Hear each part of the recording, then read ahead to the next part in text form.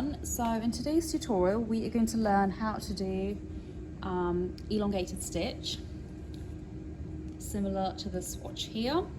We are going to try and do a simple structure on the bottom 2 rows, and on the top 2 we're going to try and swap the stitches over to create a cable effect.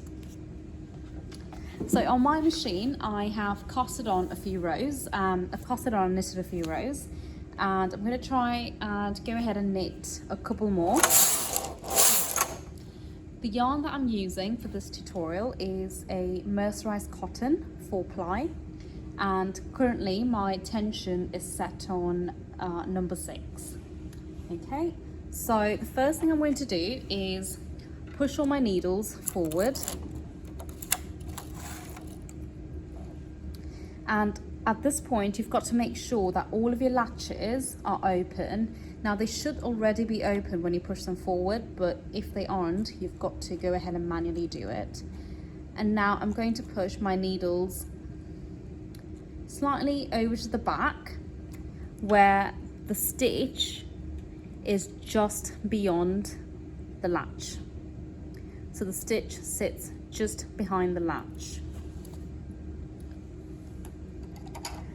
I'm going to take my yarn out of the feeder from the carriage and just pull some excess yarn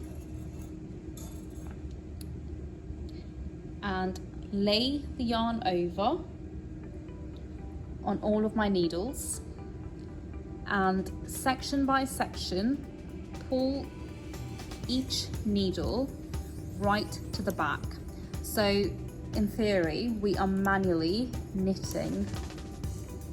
So we're pulling one needle at a time all the way to the back in line with the non-working needles.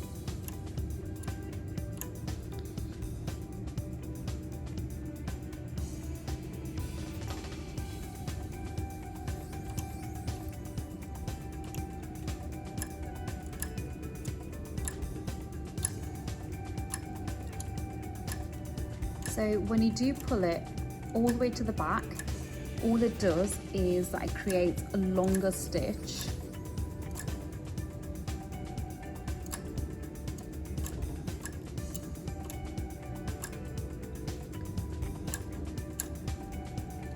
When you get right to the end,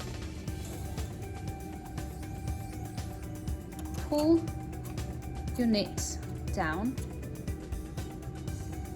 so then the needles are positioned back into working position, and now you can clearly see the difference in the length of your stitch. Push all your needles forward,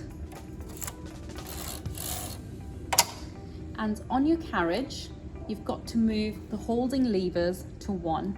So currently I'm using a silver reed machine.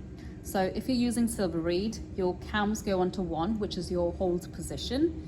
If you're using brother, all you've got to move is your cam onto H and move your carriage across, so it doesn't knit these needles. Now my yarn that I've used to do the stitch is currently on the left hand side, which is why we move the carriage over on hold position.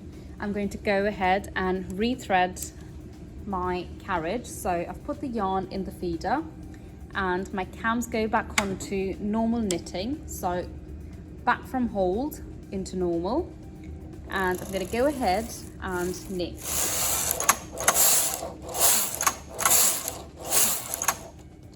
And that's my elongated stitch done.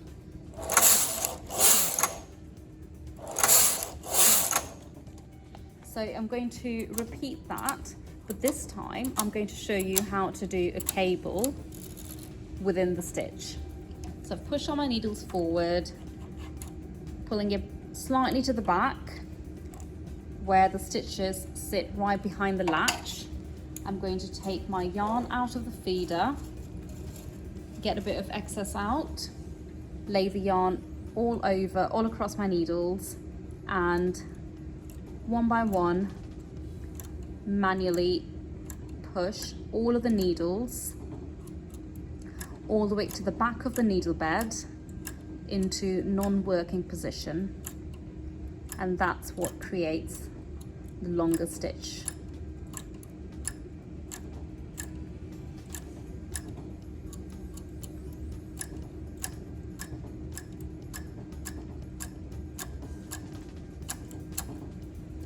Once you've done that, all you've got to do is weigh the fabric down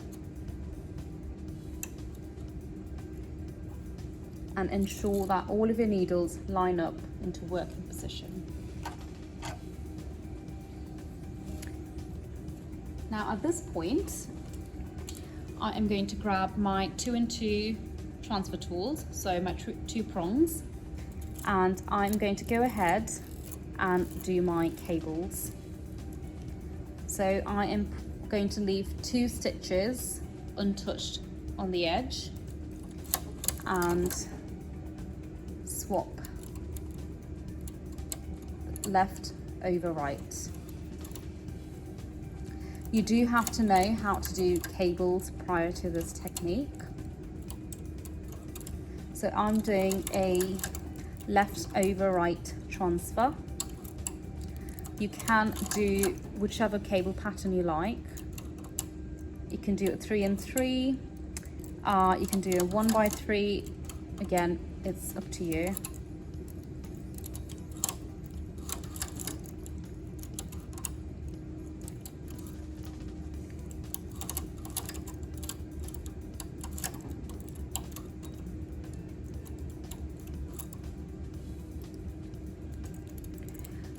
I would suggest working the cable pattern out before you start knitting, so you're left with an even number of needles. Once you've done your cable pattern, push all of your needles forward. Your cams on the carriage go back onto hold position.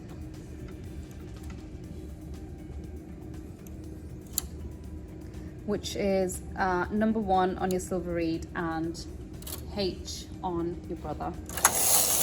Move your carriage across, place your yarn back into the feeder of your carriage,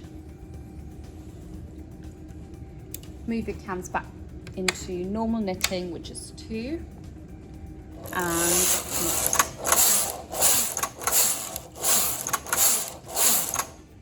And now you can see where we've done the cables within the elongated stitch. And that's all for today.